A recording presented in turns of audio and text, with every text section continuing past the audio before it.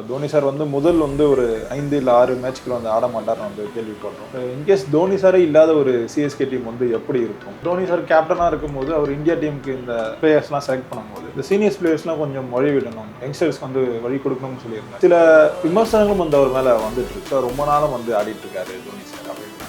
அதுக்கு உங்களுடைய பதில் என்னவா இருக்கு?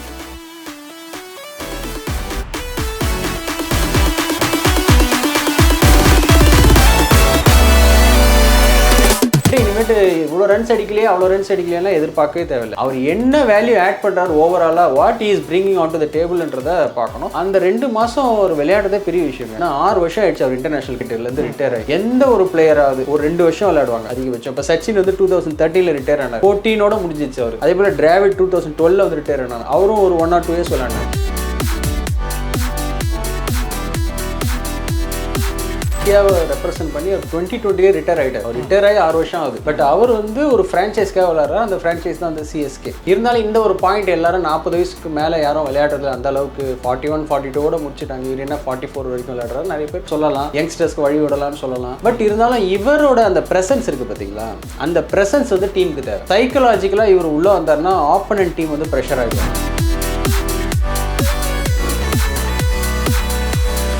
டஃப்பான சுச்சுவேஷன்லையும் சரி, ப்ரெஷரான சுச்சுவேஷன்லையும் சரி, அந்த நேரத்தில் நம்ம என்ன முடிவு எடுக்கிறோம் அது தவறுதலாக போச்சுன்னா அது பேக் ஃபேர் ஆகிடும். 2007 கடைசியில் T20 வேர்ல்ட் கப்பில் கடைசி ஓவர் வந்து ஜோகிந்தர் சர்மாவுக்கு கொடுத்தது ஒரு பெரிய கேம்பிள் தான். ஒரு ஒர்க் அவுட் ஆயிடுச்சு, இந்தியா ஜெயிச்சிட்டாங்க. ஒர்க் அவுட் ஆகலன்னா பேக் ஃபேர் ஆயிடும். பெரிய விமர்சனம் வந்துருக்கு. இன்ஸ்டிங்க்டை ஃபாலோ பண்ணுறாரு. அதுக்கு தான் நான் சொன்னேன், அவரோட கேம் அவேர்னஸ் வந்து நிறைய இருக்குது. விளையாடிட்டே இருக்காருன்றது இல்லை, அது எப்படி எல்லாத்தையும் அசஸ் பண்ணுறாரு, யோசிக்கிறாரு பார்த்தீங்களா. இதுதான் அவர்கிட்ட இருந்து யாருமே எடுக்க முடியாத ஒரு ஸ்கில்லு. சிஎஸ்கே பீரியடில் வந்து சிஎஸ்கே இந்த இத்தனை வருஷம் ஐபிஎல் வரலாறுல வந்து ரொம்ப மோசமான ஒரு இயர் போன வருஷம் சொல்லலாம் 2020. இப்போ டிரான்சிஷன் நடக்குது. இப்போ பாருங்க, ஜடேஜா போயாச்சு, பிராவோ இல்லை, ரெய்னா இல்லை. இப்போ டிரான்சிஷன் டீமை வந்து ஃபவுண்டேஷனாக கொண்டு வராங்க, ஸ்டார்ட் பண்ணுறாங்க.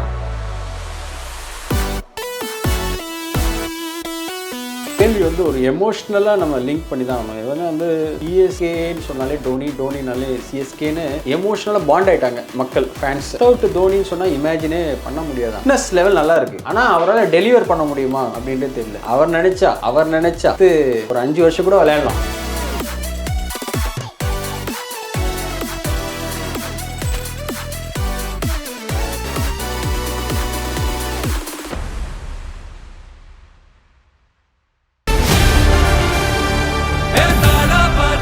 மக்களுக்கு நல்லது பண்றதுக்கு அரசியலுக்கு வாங்கடா, கொள்ளை அடிக்கிறது கொலை பண்றதுக்கு கூட அரசியலுக்கு. சம்மர் வந்தாச்சு. What's your plan for this holiday? எங்க கிட்ட விட்டுருங்க, நாங்க பாத்துக்கிறோம். VGT holidays. GT holidays, south India's #1 travel brand. Sir வணக்கம். சார் வணக்கம். எப்படி சார் இருக்கீங்க? நல்லா இருக்கு. Super sir. ஆக்சுவலாக இப்போ தமிழ்நாட்டில் வந்து இந்த ஐபிஎல் சீசன் வந்து அதிகமாகிடுச்சு, ஒட்டுமொத்த இந்தியாவுக்கும் ஆயிடுச்சு. ஆனால் இப்போ நம்ம தமிழ்நாடுன்னு சொல்லும் போது சிஎஸ்கேயோட ஃபீவர் வந்து ரொம்ப அதிகமாகிட்டே போகுது. ஆக்சுவலாக இப்போ வரைக்குமே அதிகம் பேசும் பொருளாக இருக்குது வந்து தோனி சார் தான். ஐபிஎல்னா தோனி சிகல்ட்டு ஐபிஎல் அந்த ரேஞ்சுக்கு வந்து போயிடுச்சு. நீங்கள் பார்த்து இந்த தோனி சாரோட சில விஷயங்கள். ஆக்சுவலாக அவரோட மிகப்பெரிய ப்ளஸ் பாயிண்ட்ஸ் என்னென்னா அந்த கேம் அவேர்னஸ் ரொம்ப ஒரு பெரிய ப்ளஸ் பாயிண்ட்டு. இப்போ வந்து நம்ம பார்க்குறோம், ஒரு மேட்ச்சில் கிரவுண்டில் வந்து கீப்பிங் பண்ணுறாரு. ஆனால் அந்த கீப்பிங் பண்ணும்போது பாலை மட்டும் கலெக்ட் பண்ணி ஸ்டம்பிங் பண்ணுறதில்ல.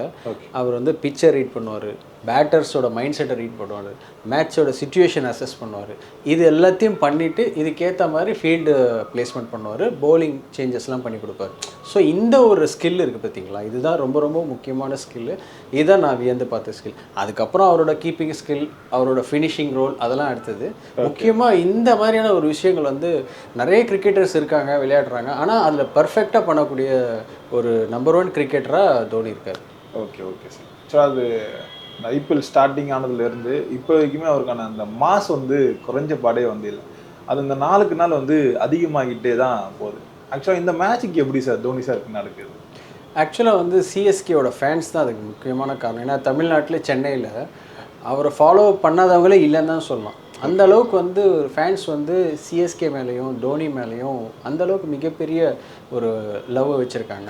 அவர் பேட்டிங் ஆட உள்ளே வந்தாலும் சரி, டாஸ் போட உள்ளே வந்தாலும் சரி, இல்லை ப்ரெசன்டேஷனில் பேச வந்தாலும் சரி, அந்த அளவுக்கு அவர் அட்மையர் பண்ணுறாங்க. அதுக்கு காரணம் வந்து அவரோட செயல்பாடுகள் தான். 2008 ஃபஸ்ட்டு சீசன்லேயே நம்ம கப் அடிக்க வேண்டியது, ஃபைனலில் வந்து ராஜஸ்தான் ராயல்ஸ் கிட்ட தோத்தாச்சு. அதுக்கு முந்தின வருஷம் தான் 2007 T20 வேர்ல்ட் கப் இந்தியா ஜெயிச்சிருந்தாங்க. அதுக்கு டோனி தான் கேப்டன். ஸோ அங்கேருந்து ஸ்டோரி ஆரம்பிக்குது. ஸோ அவரோட பயணங்கள் வந்து பார்க்கும்போது வந்து அவர் வந்து முக்கியமாக ரிசல்ட்டை தான் கொடுக்குறாரு.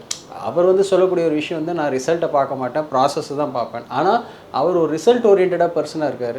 அவருடைய பர்ஃபார்மன்ஸ் அண்ட் ரிசல்ட் தான் பேசும். அவர் அந்த அளவுக்கு வெளிப்படையாக வந்து ஓரலாக எதுவும் சொல்ல மாட்டார். ஸோ இந்த மாதிரி சில விஷயங்கள் இருக்குது பார்த்தீங்கன்னா, முக்கியமாக captain cool, com under pressure, இதை வந்து அவர் மாஸ்டர் பண்ணியிருக்கிறார். நான் ஏற்கனவே சொன்ன மாதிரி கேம் அவேர்னஸ்ஸு, ப்ரெஷரை ஹேண்டில் பண்ணுறது, மேட்ச் சுச்சுவேஷனில் அசஸ் பண்ணுறது, இதை தாண்டி ஒரு காம் கேப்டன் கூலாக இருக்கிறதுனால நம்ம தமிழ்நாட்டு மக்களுக்கு வந்து அவர் கண்டினியூஸாக இப்போ அவர் விளையாடினா மட்டும் போதும், கிரவுண்டில் வந்தால் மட்டும் போதும், அவர் வந்து இவ்வளோ ரன் அடிக்கணும் அவ்வளோ ரன் அடிக்கணும்னு இல்லை, அவர் அடிக்கக்கூடிய ஒரு 4ஓ ஒரு 6ஓ போதுன்ற அளவுக்கு வந்து மக்கள் வந்து மைண்ட் செட் பண்ணிட்டாங்க.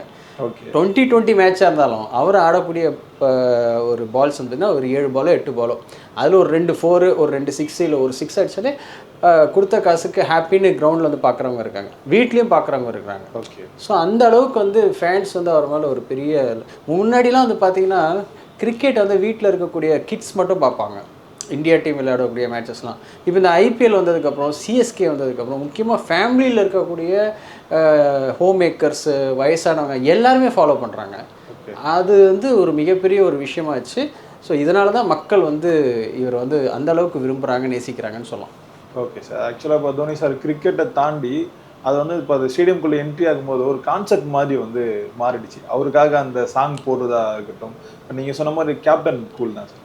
அது வந்து மேட்ச் ஜெயிக்கிறாங்களோ இல்லை தோக்குறாங்களோ, ஆனால் ரொம்ப காமாக அதை வந்து ஹேண்டில் பண்ணுவார். அது ஃபேஸில் வந்து ரியாக்டே காமிச்சிக்க மாட்டார், பார்த்துக்கலாம் அப்படின்ற ஒரு ரேஞ்சில் தான் இருக்கும். அப்படி இருந்தும் மக்கள் வந்து சில விமர்சனங்களும் வந்து அவர் மேலே வந்துட்டு இருக்குல்ல சார். ஆக்சுவலாக ரொம்ப நாளும் வந்து ஆடிட்டு இருக்காரு தோனி சார் அப்படின்றாங்க. அதுக்கு உங்களுடைய பதில் என்னவா இருக்குது சார்? ஆக்சுவலாக ரொம்ப நாளாக ஆடுறாருன்றதுக்கும் 2 காரணம் சொல்லலாம். ஒன்று வந்து அவர் ஃபிட்னஸ் வந்து சப்போர்ட் பண்ணுறது. ஓகே. ரெண்டாவது வந்து இப்போ இது வந்து ஒரு லீக் தான், it's not international cricket. India represent பண்ணுறது கிடையாது. இந்தியாவை ரெப்ரசென்ட் பண்ணி அவர் 2020 ரிட்டையர் ஆகிட்டார். அவர் ரிட்டையர் ஆகி 6 வருஷம் ஆகுது. பட் அவர் வந்து ஒரு ஃப்ரான்ச்சைஸ்க்காக விளையாடுறாரு. அந்த ஃப்ரான்ச்சைஸ் தான் வந்து சிஎஸ்கே.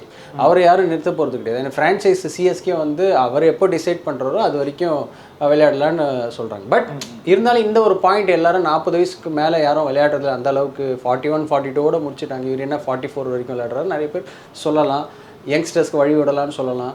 பட் இருந்தாலும் இவரோட அந்த ப்ரெசன்ஸ் இருக்குது பார்த்தீங்களா, அந்த ப்ரெசன்ஸ் வந்து டீமுக்கு தேவை.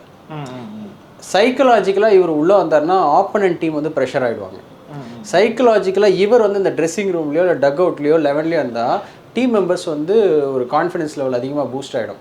ஸோ இவரோட ஷூஸை யாருமே ஃபீல் பண்ண முடியாது. அந்தளவுக்கு ஒரு மிகப்பெரிய லெகசியை வந்து க்ரியேட் பண்ணிட்டார். அண்ட் இவர் இருக்கிறதுக்கு முக்கியமான காரணம் அந்த ட்ரான்சிஷன் சொல்லுவாங்கல்ல, ஒரு டீமில் எல்லா பிளேயர்ஸும் போயாச்சு, பழைய பிளேயர்ஸ் யாருமே இல்லை அப்படின்னும் போது கடைசியாக இவர் இருக்கார். அப்போது இவரோட மிகப்பெரிய ஒரு கடமை என்னென்னா அந்த டீமை செட் பண்ணி கொடுத்துட்டு போகணும் அப்படின்றது.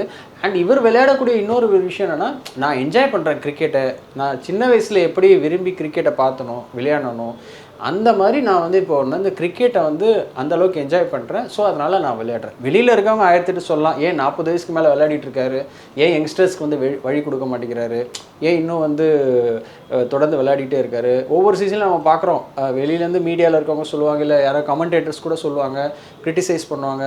போன சீசன் அவருக்கு பெரிய சீசன் கிடையாது, கிட்டத்தட்ட ஒரு 200 ரன் 196 என்னமோ தான் அடிச்சிருக்கிறாரு, அதிகபட்சம் 30 ரன் தான் அடிச்சிருக்காரு. ஸோ இந்த மாதிரி ஏன் வந்து தோனி இன்னும் கண்டினியூ பண்ணுறாரு அவ்வளோதான் அப்படின்லாம் பேசுவாங்க. பட் முக்கியமான ஒரு விஷயம் என்னென்னா, சிஎஸ்கேக்கு சைக்கலாஜிக்கலி ஒரு பெரிய ஸ்ட்ராங் ப்ரெசன்ஸு. அண்ட் இப்போ டிரான்சிஷன் ஸ்டேஜ் போயிட்டுருக்கு. அதனால் அவரோட கடமையாக நினச்சி நான் போகும்போது ஒரு நல்ல டீமை செட் பண்ணி கொடுத்துட்டு போகணும் அப்படின்னு நினைக்கிறனால விளையாடிட்டு இருக்காரு. புரியுது சார். ஆனால் இப்போ தோனி சார் கேப்டனாக இருக்கும்போது அவர் இந்தியா டீமுக்கு இந்த பிளேயர்ஸ்லாம் செலக்ட் பண்ணும்போது இந்த சீனியர்ஸ் பிளேயர்ஸ்லாம் கொஞ்சம் வழி விடணும், யங்ஸ்டர்ஸ்க்கு வந்து வழி கொடுக்கணும்னு சொல்லியிருந்தார். ஆனால் அந்த விஷயத்தை வந்து ஏன் இது வந்து அப்ளை பண்ண மாட்டாரு? ஸோ நீங்கள் சொல்கிற இந்த கேள்வி வந்து அவர் இந்தியாவை ரெப்ரசன்ட் பண்ணி கேப்டனாக இருக்கும்போது நிறைய பிளேயரை அவர் ட்ராப் பண்ணார். ஏன்னா டீமோட நலன் கருதி ஒரு ஃபார்மேட் விளையாடுறோம், 2020 ஃபார்மேட் ஒரு ஓடிஐ ஃபார்மேட், அதுக்கு என்ன டிமாண்ட் பண்ணதுன்றதை கிளியராக ஆஸ் எ கேப்டனாக அவருக்கு தெரியும். அதனால் சில அதிரடி முடிவுகள்லாம் எடுத்தார். முக்கியமாக 2008 வந்து ராகுல் டிராவிடு, சௌரவ் கங்குலி, லக்ஷ்மன் இவங்கெல்லாம் வந்து இந்த ஓடிஐ ஃபார்மேட்டுக்கு வந்து ஃபிட் ஆக மாட்டாங்க. ஏன்னா வந்து ஆப்போனன்ட் டீம் வந்து ரன்ஸை ரொட்டேட் பண்ணிகிட்டே இருப்பாங்க, நம்ம ஃபீல்டில் ஆக்டிவாக இருக்கணும். அதனால் எனர்ஜெட்டிக் பிளேயர்ஸ் தேவை, ஒரு T20 அட்மாஸ்பியர் இருக்கக்கூடிய ஒரு பிளேயர்ஸ் தேவை, பேட்டர்ஸ் வந்து அடிக்கிற ரன்னோட ஃபீல்டில் அதிகமாக சேவ் பண்ணக்கூடிய பிளேயர்ஸ் தான் தேவைன்னு சொல்லி அப்போவே அதிரடியாக அந்த முடிவு எடுத்தார் 2008. அது அவரோட அன்டோல்டு ஸ்டோரி ஃபிலிமில் கூட வரும், ஆனால் நேம் மென்ஷன் பண்ண மாட்டேங்கிறாங்க. ஆனால் இந்த 3 பிளேயர்ஸ் தான் அது. அதுக்கப்புறம் 12 டைமில் பார்த்தீங்கன்னா 2012 கூட பார்த்தீங்கன்னா ரொட்டேஷன் பாலிசியில் கம்பீர், சேவாக், அதுக்கப்புறம் 13-14க்கு அப்புறம் வந்து பார்த்தீங்கன்னா யுவராஜ் சிங், சேவாக் இவங்களெல்லாம் ட்ராப் பண்ணி, ஸோ ஒவ்வொரு காலகட்டத்துலேயும் டீம் வந்து எவால்வ் ஆகும்போது அந்த டிரான்சிஷனுக்காக நிறைய பிளேயர்ஸை ட்ராப் பண்ணியிருக்காரு, புது பிளேயர்ஸை கொண்டு வந்திருக்காரு. ஸோ அது மூலமாக ரிசல்ட்டையும் காட்டியிருக்கிறார். But coming back to league இங்கே வரும்போது அந்த லாஜிக் அந்தளவுக்கு அப்படியே அப்ளை ஆகாது. நீங்கள் சொல்கிற ஒரு விஷயம் வந்து கான்ட்ராஸ்ட்டாக இருக்கும். ஏன் அவர் வந்து சீனியர்ஸை வந்து ட்ராப் பண்ணி யங்ஸ்டர்ஸை கொண்டு வந்தார், இப்போ இவர் சீனியராக இருக்கார், இவ்வளோ வயசில் விளையாடிட்டு இருக்காரு அப்படின்னு சொல்கிறது ஒரு விதத்தில் ஒரு லாஜிக்காக இருந்தாலுமே இட்ஸ் அ ஃப்ரான்ச்சைஸ் கிரிக்கெட். அது வந்து Indian team international cricket, it's a franchise cricket, இது லீக் இருந்தாலும் இது it is a good platform for the youngsters to come. But அவர் இந்த ஃப்ரான்ச்சைஸ்க்காக வந்து லாயலாக இருக்கணும்னு நினைக்கிறதுனால அவரோட ப்ரெசன்ஸ் தேவைப்படுதுன்றதுனால அவர் வந்து இருக்கிறார். அவரோட பிளேஸ் ஒரே ஒரு பிளேஸ் தான். நான் ஏற்கனவே சொன்ன மாதிரி அவர் இருக்கிறதுனால ஒரு சைக்கலாஜிக்கல் ப்ரெஷர் இருக்குது, அதுக்காக தான் அவர் வந்து இன்னும் விளையாடிட்டு இருக்கார். சார் இப்போ ஆனால் அந்த நிறைய விமர்சனங்கள் வந்து வரதை நம்மளால் பார்க்க முடியும் சார். தோனிக்கு வந்து அந்த கிரிக்கெட் மோகம் வந்து அதிகமாகிட்டே போகுது. கிரிக்கெட் மோகம்ன்ற விட ஐபிஎல் வரும்போது அவரை சுற்றி ஒரு ஒன்று நடக்கும் இல்லை சார், அது வந்து அவருக்கு ரொம்ப பிடிச்சி போயிடுச்சு, அதனால தான் அவர் வந்து ரிட்டையர் ஆக மாட்டார் அப்படின்னு வந்து சொல்கிறாங்க. இல்லை, ஆக்சுவலாக இந்த ஐபிஎல்ன்றது ஒரு 2 மாதம் தான். அவர் வந்து இந்த டீமில் தான் விளையாடிட்டு இருந்தார். நடுவில் 2 வருஷம் மட்டும் சிஎஸ்கே பேன் ஆனோடனே அவர் வந்து ஆர்பிஎஸ் டீமுக்காக விளையாடினார். மற்றபடி அவர் வந்து இங்கே விளையாடிட்டு இருக்காரு. Highest number of matches IPL விளையாடிருக்காரு. ப்ளஸ் அவர் 400 T20 மேட்சஸ் கிட்ட விளையாடிருக்காரு. இந்த மாதிரி நிறைய ரெக்கார்ட்ஸ் இருக்குது. பட் என்னென்னா இது கிரிக்கெட்டோ இல்லை எந்த ஸ்போர்ட்டோ இந்த எதுவும் ஏஜ் வந்து நம்பரோ டிஃபைன் பண்ணலை. இவர் இந்த வயசு வரைக்கும் தான் விளையாடணும். அவர் வந்து பெர்ஃபார்ம் பண்ணுறாரு, டெலிவர் பண்ணுறாரு. அவரோட அந்த 8 பால் ஆடுறாரு, ஒரு 2-3 6 அடிக்கிறாருன்னா அது இந்த கேமை மாற்றுது. அது ஒரு மிகப்பெரிய ஒரு விஷயம். ஃபினிஷர் ரோல் பண்ணுறாரு. கீப்பிங்னா வெறும் கீப்பிங் மட்டும் பண்ணல, ஒரு கேப்டனாக இருந்தாலும் சரி இல்லைனாலும் சரி கேமை அசஸ் பண்ணி, பிச்சை ரீட் பண்ணி, பேட்டர்ஸை ரீட் பண்ணி, ஃபீல்ட் பிளேஸ்மெண்ட்ஸு, பவுலிங் சேஞ்ச் எல்லாத்துக்குமே அசிஸ்ட் பண்ணுறாரு. ஸோ அவரோட கான்ட்ரிபியூஷன் கண்டினியூவாக இருக்குது. என்ன அந்த ஏஜ் 40க்கு மேலே போனோன்னா எல்லார் கண்ணும் உறுத்துது, ஏன் இன்னும் இவர் விளையாடிட்டு இருக்காரு அப்படின்ற மாதிரி நிறைய பேர் பேசுகிறாங்க. But is still performing. நீங்கள் அவர்கிட்ட இனிமேட்டு இவ்வளோ ரன்ஸ் அடிக்கலையே அவ்வளோ ரன்ஸ் அடிக்கலையெல்லாம் எதிர்பார்க்கவே தேவையில்லை. அவர் என்ன வேல்யூ ஆட் பண்ணுறாரு ஓவராலாக, what is bringing on to the டேபிள்ன்றதை பார்க்கணும். அந்த 2 மாதம் ஒரு விளையாடுறதே பெரிய விஷயங்க. ஏன்னா 6 வருஷம் ஆயிடுச்சு அவர் இன்டர்நேஷ்னல் கிரிக்கெட்லேருந்து ரிட்டையர் ஆகி. எந்த ஒரு பிளேயராவது ஒரு 2 வருஷம் விளையாடுவாங்க அதிகபட்சம். இப்போ சச்சின் வந்து 2013 ரிட்டையர் ஆனார், 14ஓட முடிஞ்சிச்சு அவர். அதே போல் டிராவிட் 2012 வந்து ரிட்டையர் ஆனார், அவரும் ஒரு 1 or 2 இயர்ஸ் விளையாடினார். கங்குலியாவது பரவாயில்ல 2008 ரிட்டையர் ஆகி ஒரு 10-11 வரைக்கும் விளையாடினார். அந்த மாதிரி ஒரு 2-3 இயர்ஸ்க்கு மேலே சஸ்டெயின் பண்ண முடியாது. இவர் பாருங்கள் 6 வருஷம் விளையாடிட்டு இருக்காரு. And also it's not so easy. 2 months மட்டும் ஒரு 12 months 2 மாதம் மட்டும் விளையாடணும்னா அவர் எவ்வளோ நாள் ஒர்க் அவுட் பண்ணணும். அவர் காம்படிட்டிவ் கிரிக்கெட்லேயே கிடையாது. அவர் இதுக்காக முன்னாடி ரெடி ஆகணும். ஸோ அந்த ஒரு டெடிகேஷன் அண்ட் பேஷன் இருக்கிறதுனால மட்டும்தான் அவர் நாட் ஃபார் அதர் ஃபேம், ஒரு ஃபேமுக்காகவோ இல்லை வந்து வேறு மணிக்காகவோ அப்படி இல்லை. அதெல்லாம் அவர் எப்பயோ பார்த்தாச்சு. அவரோட பீக் பீரியட்லேயே அவர் பார்த்தாச்சு. அதுக்கு மேலே எதுவும் கிடையாது. Is enjoying the game. அவரோட பேஷன் வந்து டெலிவர் பண்ணுறாரு, அதுதான் விஷயம். புரியுது சார். ஆனால் இப்போ வரைக்கும் அந்த கேம் சேஞ்சராக இருக்க முடியுது சார், அது எப்படி முடியுது? ஆக்சுவலாக சொல்லப்போனால் முன்னாடி இருந்த மாதிரி இல்லை, கொஞ்சம் தோய்வு இருக்குது. ஓகே, அதாவது தோய்வுன்றது எல்லா விதத்துலேயும் இருக்குது. அவரோட கீப்பிங்லேயும் இருக்குது, அவரோட பேட்டிங்லேயும் இருக்குது, அவரோட கேப்டன்சிலையும் இருக்குது. போன சீசன் எக்ஸாம்பிள் எடுத்துப்போம். இதே பழைய டோனியாக இருந்தால், பழைய டோனி மீன்ஸ் நான் என்ன சொல்கிறேன்னா ஒரு 2015 17 இல்லை 18 இல்லை 2021 22 வச்சுக்கோங்க. அவர் வந்து இப்போது ருத்துராஜ் நடுவில் விலகிறாரு கேப்டன்சிலேருந்து ஒரு இன்ஜுரினால, மறுபடியும் கேப்டன்சி இவர்கிட்ட வருது. இதே அந்த ஓல்டு ப்ரைமில் இருந்த டோனியாக இருந்தால் 2010 20 வரைக்கும் இல்லாட்டி 2009-10 அவர் ரிக்கவர் பண்ணார்னா கண்டிப்பாக அவர் சேஞ்ச் ஓவர் பண்ணியிருப்பார். ஆனால் போன வருஷம் பார்த்தீங்கன்னா அவர் கேப்டனாக வந்ததுக்கப்புறம் கூட பெருசாக ரிசல்ட் மாறலை. மொத்தமாக ஒரு 4 மேட்ச் தான் வின் பண்ணியிருக்கோம். அதில் வந்து மிகப்பெரிய விஷயம் என்னென்னா ஹோம் மேட்சஸே நிறைய சிஎஸ்கே தோற்றுருக்காங்க. ஸோ அவர் கேப்டனாக இருந்துமே அவருடைய சில ஸ்ட்ராட்டஜி, அவருடைய சில கிரிக்கெட்டிங் பிரெயின்ஸ், அவருடைய மிகப்பெரிய ஒரு asset, on the field batting இல்லாத டைம் இப்போ வந்து ஃபீல்டிங் பண்ணால் அவரோட மிகப்பெரிய அசெட் வந்து டாக்டிக்ஸு ஸ்ட்ராட்டஜி இது எல்லாத்தையும் வகுத்துக்கிட்டே இருப்பார் மேட்ச்சில் விளையாடிக்கிட்டே இருக்கும்போது. ஆனால் அதுவே போன சீசனில் கொஞ்சம் கை கொடுக்காத மாதிரி தான் போச்சு. ஏன்னா இல்லாட்டி ரிசல்ட் வந்திருக்கும் அவர் டேக் ஓவர் பண்ணால் கூட. ஸோ ஏஜ் ஆக ஆக ரிஃப்ளெக்ஸ் வந்து கம்மியாகுது. பேட்டிங்கில் கீப்பிங்கில் மட்டும் இல்லை, அவர் முடிவெடுக்கக்கூடிய அந்த கேப்டன்சி ஸ்கில்ல கூட தோய்வு ஏற்பட்டிருக்கு. அந்த மோகம் குறையிலன்னு நீங்கள் சொல்கிறது மேபி அது எக்ஸ்டர்னல் ஃபேமாக இருக்கலாம். நான் சொல்கிறது வந்து கேம் வைஸு அவருடைய முடிவுகள் அதுக்குண்டான ரிசல்ட் வந்து முன்னமாய் இல்லை, அது கொஞ்சம் கம்மியாக இருக்குது ஆக்சுவலாக சொல்லப்போனால். ஸோ அதனால் வந்து எல்லாருக்குமே இது ஒரு இயல்பு தான், எல்லாருமே ஒரு ஹியூமன் தான், அவரும் ஒரு ஹியூமன் தான். ஸோ அவர் எடுக்கக்கூடிய முடிவுகளும் நிறைய தவறாக போயிருக்கு, ரிசல்ட் அந்த அளவுக்கு பெருசாக வரல. பட் இருந்தாலுமே அந்த ஒரு ஸ்கில்ன்றது அது நிலையாக இருக்குது, அந்த ஸ்கில் அவர்கிட்ட இருக்குது. அந்த ஆன் ஃபீல்டில் அவருடைய முடிவெடுக்கக்கூடிய தன்மை அது வந்து இது வரைக்கும் அந்த அளவுக்கு யாரும் மேட்ச் பண்ண மாதிரி தெரியல. இட்ஸ் அன்மேட்ச்டு ஸ்கில் அவர்கிட்ட இருக்குது. ஸோ அது ஏஜ் ஆக ஆக எல்லாருக்கும் அந்த தோய் வர மாதிரி தான் அவருக்கு இருக்குது.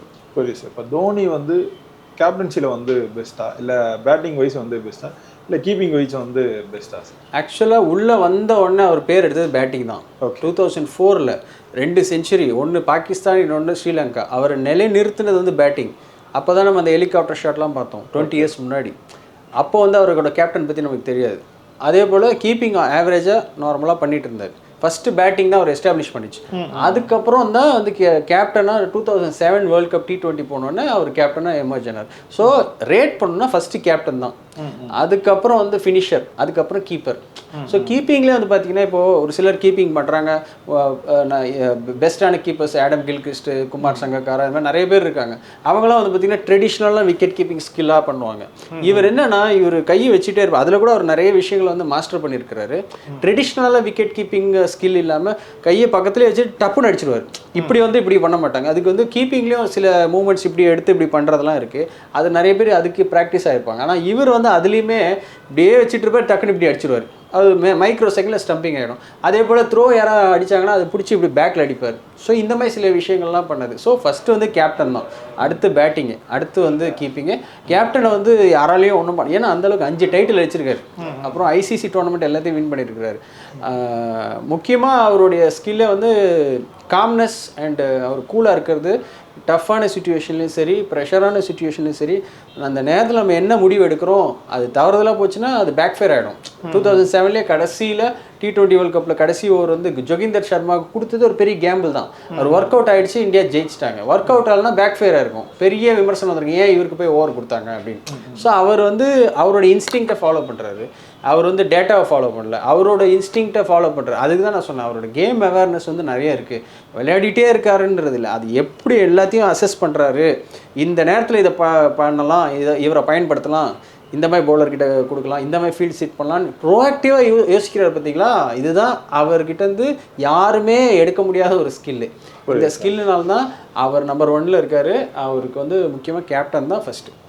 Super sir. இப்போ முன்னாடிலாம் வந்து சிஎஸ்கே டீம் வந்து அங்கிள் ஸ்டீம்னு சொல்லிட்டு விமர்சனம் பண்ணாங்க. இப்போ வந்து இந்த பேபி ஸ்டீம்ஸ் வந்து சொல்கிறாங்க. இதை எப்படி பார்க்குறீங்க நீங்கள்? இதான் டிரான்சிஷன் ஃபேஸ் ஆச்சு. அப்போ வந்து நீங்கள் சொல்கிற 2020 நினைக்கிறேன், ஷேன் வாட்சனு, ஃபேஃப் டூப்ளசி. ஆக்சுவலாக சிஎஸ்கே பீரியடில் வந்து சிஎஸ்கே இந்த இத்தனை வருஷம் ஐபிஎல் வரலாறுல வந்து ரொம்ப மோசமான ஒரு இயர் போன வருஷம் சொல்லலாம் 2020. அதே போல் 2020 சொல்லலாம். ஆனால் அதுக்கப்புறம் பவுன்ஸ் பேக்லாம் பண்ணியிருக்காங்க. உங்களுக்கே தெரியும் 21 சரி 23 சரி பவுன்ஸ் பேக் பண்ணியிருக்காங்க. பவுன்ஸ் பேக் பண்ணாமல் இல்லை, பல வருடங்கள் பேன் ஆனதுக்கப்புறம் 2018 பவுன்ஸ் பேக் பண்ணாங்க. இப்போ டிரான்சிஷன் நடக்குது. இப்போ பாருங்கள், ஜடேஜா போயாச்சு, பிராவோ இல்லை, ரெய்னா இல்லை.